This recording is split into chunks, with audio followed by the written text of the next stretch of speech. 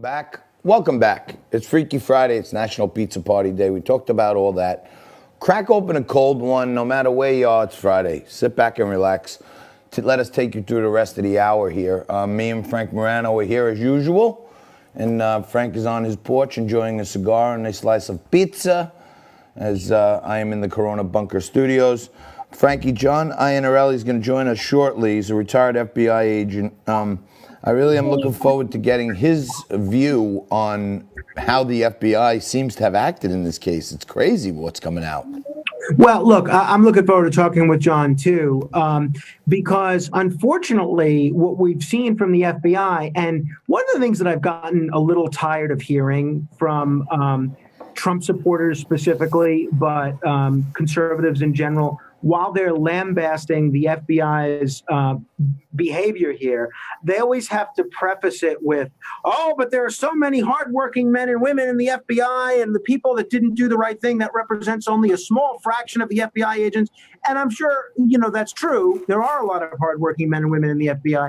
But what we've seen here, John, is whether it's Christopher Wray, whether it's James Comey, whether it's Robert Mueller, we've seen a pattern of FBI misconduct that it doesn't matter who's in charge in terms of being the director, doesn't matter whether the president that appoints them is Republican or Democrat. It's starting to look a lot like the FBI. This is the way they do business. So I don't think these incidents of what happened to General Flynn, what happened to Roger Stone, and a number of other cases, I don't think these are all that isolated. I think we're in dire need of a culture change at the FBI, and I'd like to see the FBI totally rebuilt from the top down. You go back to the so-called glory days of the FBI under J. Edgar Hoover. If you look at the things J. Edgar Hoover was doing when he was heading that agency, and look, the building's still named for him.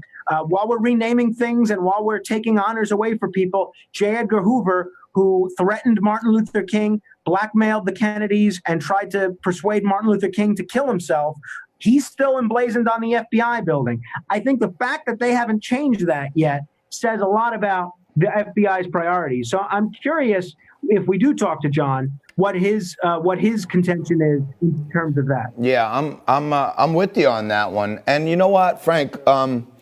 Oddly enough, when you say, well, this might be, maybe just systemic, it may be institutionalized. It's just the way they do business. We just didn't know about it until now. We know.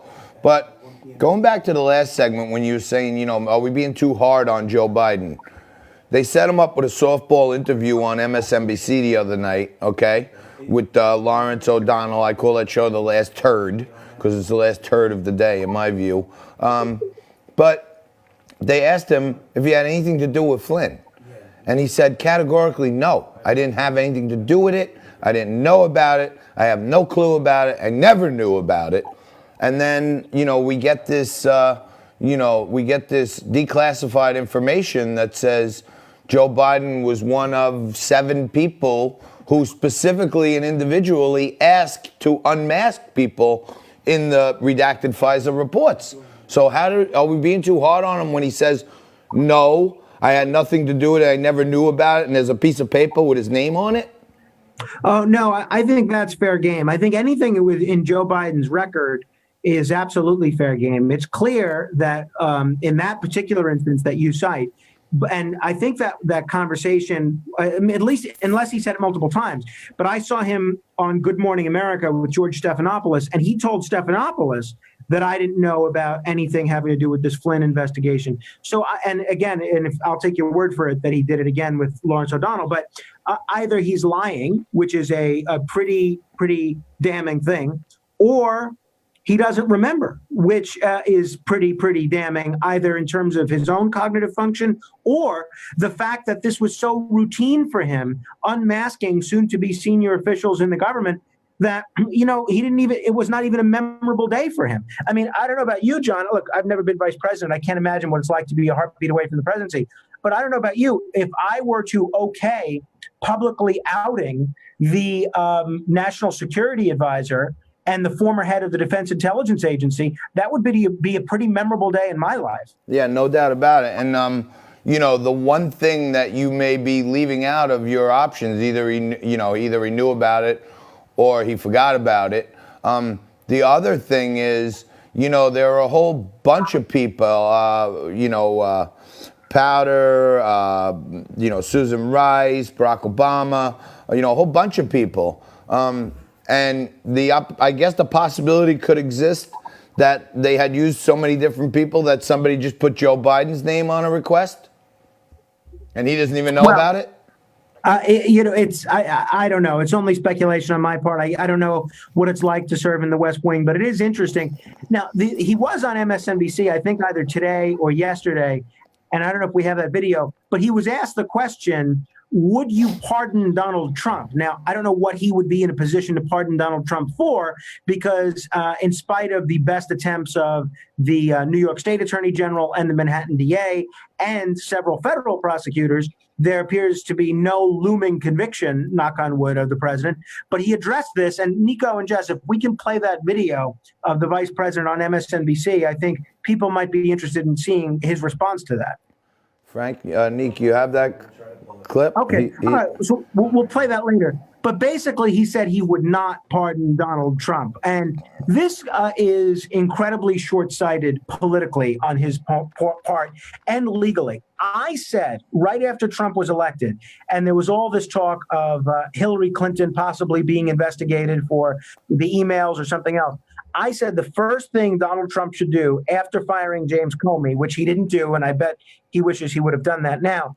But the first thing he should have done was offer Hillary Clinton a pardon for any crimes that she may have committed, because the Supreme Court has held that if someone accepts a pardon, then they're accepting guilt for all of the crimes that they're being pardoned for. And Gerald Ford did that with President Nixon. He pardoned him for any crimes that he may have committed. And Gerald Ford carried around this Supreme Court case in his wallet every day of his life until he died, because he was tired of people asking him about this pardon. Had Trump done that with Hillary, he would have looked magnanimous, and he would have looked like he's trying to bring the country together. And two, he would have forced Hillary Clinton to publicly take responsibility for any crimes she may have committed. Had Biden done the same thing or said the same thing with Trump, he would have had the same political and legal benefit. I think it was short-sighted on Trump's part not to pardon Hillary 3 years ago, and I think it's short-sighted on Biden's part to say that he wouldn't pardon Trump now. Well, who knows? If things keep shaking out like this, maybe Hillary will be knocking on Attorney General Barr's door for, forget about a pardon, maybe a little immunity, because it sure looks like the House of Cards is coming down.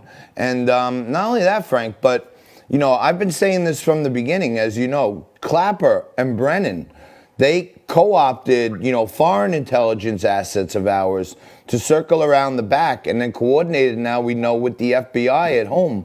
I don't know how no one at the top of any of our intelligence agencies who lied, who misled people, who set up fake investigations, I don't know how, without a full overhaul like you suggest, I don't know how our justice system can be taken seriously. Well, let's not even go as far as that, right? Let's look at what we are now as a country in the business of putting people in jail for. Our friend Roger Stone recently convicted of 5 counts of making false statements to Congress, right? We know that Clapper and Brennan lied to Congress about things like spying on senators. We know that they've lied to Congress about the warrantless wiretapping program. We know that they've lied to Congress about torture. Now, I would argue that those 3 things, torture, spying on U.S. citizens, and spying on senators, are much more significant than your silly interactions with Randy Credico. And yet, those guys were never charged with lying for Congress, with lying to Congress, even though it's pretty clear that they did. Now, the statute of limitations is up on that. They can't be prosecuted for that now. But I think it underscores, to your point, John, that there are 2 sets of justice in America. And it's not one set for Democrats and one set for Republicans. That's where people fall short. There's one set of justice for insiders, and then there's one set of justice for outsiders. And Brennan and Clapper get all the beneficiaries of being an insider, including those lucrative media analyst contracts where they get to analyze the very same cases that they were a part of and get seven-figure book deals. And then there's one set of justice for people like Roger Stone, who've made a career, at least the last couple of decades, of being an outsider and kind of throwing stones at the establishment. To me, it shouldn't matter whether you like Donald Trump or don't like Donald Trump. There should be one set of justice for everybody. Trump supporters, insiders, outsiders. If we're going to prosecute people for lying to Congress, then let's do that. Yeah, let's get them. I'm with you. Let's get them all. And I don't wish that on anyone, but it happens. And when you don't see the big people go down, it starts to drain on you. We're going to take a quick break. I believe John Iannarelli is going to join us right after this, then Michael Jones, and we'll wrap it up for this Freaky Friday in just a bit. Stay right there.